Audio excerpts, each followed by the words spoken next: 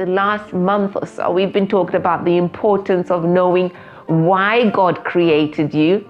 We've been talking about how you can find out what God created you for. We talked about hindrances to pursuing what God created you to do or to be.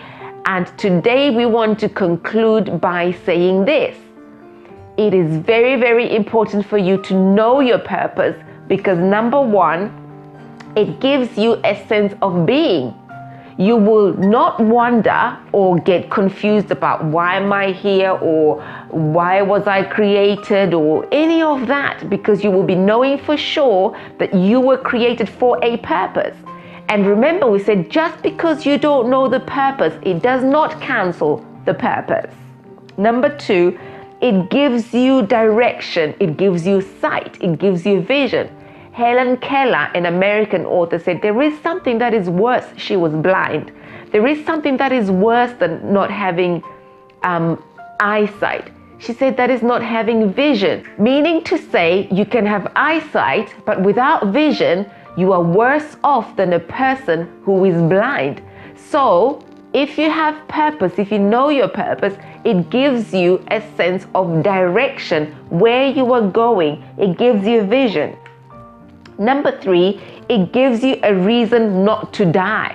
Knowing your purpose gives you a reason not to die spiritually. It gives you a reason not to die physically. Now, storms of life can come, may come, and will come, but it will give you a reason to press on, to keep pushing on. Why? Because you're focused, you're going somewhere, you have a vision, you have a purpose, you have an assignment to accomplish. And until you do, you will not die. You will not die physically, you will not die spiritually. Number four, it strengthens you even when things are tough and hard going. Now, sometimes even when you're pursuing your purpose, even when you are doing exactly what God has called you to do, you will face some hardship. You will face some opposition. But that doesn't mean that you're to stop. That doesn't mean that you're to take off or to pull down your armor and give up. We all know the story of Nehemiah when he was building up the walls of Jerusalem, rebuilding the walls of Jerusalem. Now he faced opposition. He faced some real difficult challenges, but he did not give up. Instead, he went to God in prayer and he was strengthened. Now you and I can go to God in prayer when we face opposition, when we seem to come against hardship, or if we feel that you're hitting a brick wall and things are not moving. It is not time to give up. That is not the time to put down your tools. All you need to do is to go to God in prayer and He will strengthen you. Number five, it causes you to grow because it must be perfected.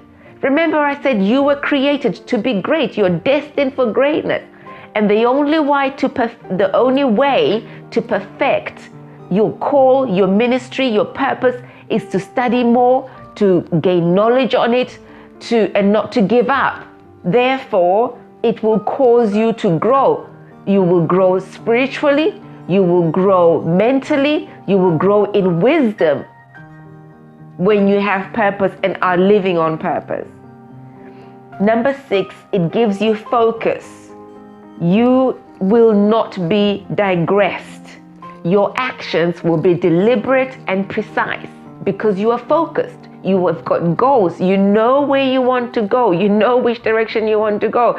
Therefore, things that are happening around you will not distract you because you know where you want to go. You know what you want to achieve. You have got set goals and you will not be distracted by current affairs. You know, when I look at the word current, it means a turbulence, a wind. And sometimes when those winds come, new things come, new inventions, new ideas, you will not be taken away by those storms. Why? Because you have got a goal. Those things may come to help you or to move you forward or to catapult you into your next realm, but definitely will not distract or cause you to move out of your way, but you will continue to move towards your goal. So, as we conclude the series on purpose, I'm encouraging you to pursue your purpose. You were created on purpose, for a purpose, and I'm encouraging you, discover your purpose, pursue your purpose, and keep pressing on. Even when times get hard, because they will get hard, they will get tough, but keep pressing on. Don't be discouraged by the events or the circumstances.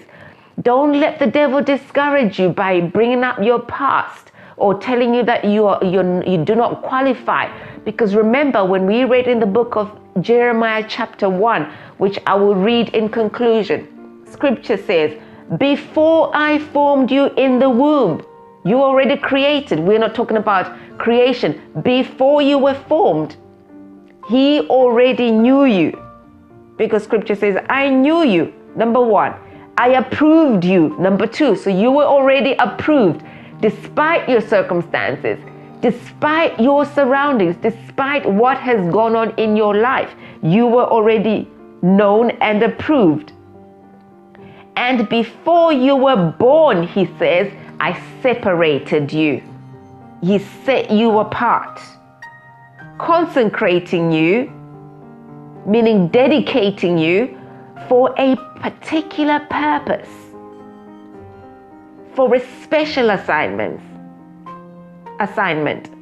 Therefore, what am I saying? I'm encouraging you. You were created by God in his own image for an assignment, a special assignment that only you can do. And I encourage you, start living on purpose. God bless.